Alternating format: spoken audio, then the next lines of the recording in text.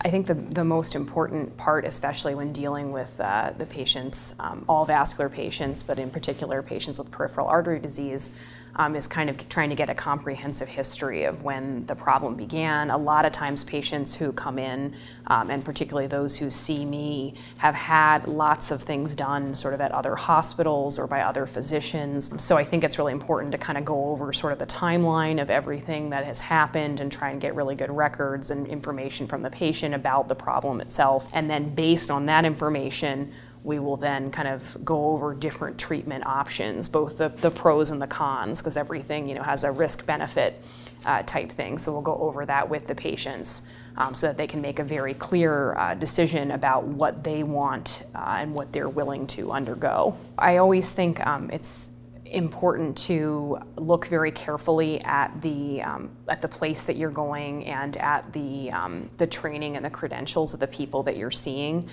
because not everyone's, even though everyone may do certain things or say that they do certain procedures, I think it's really important to find people who really specialize in that area and see a lot of that particular problem and have experience and training that kind of backs that up.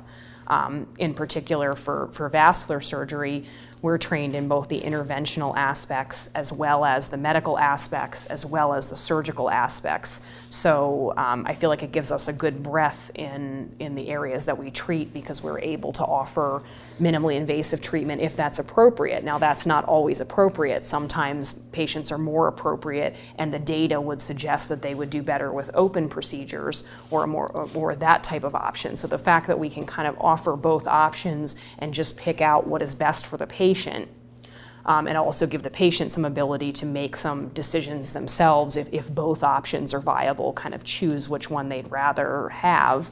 I think that's really important.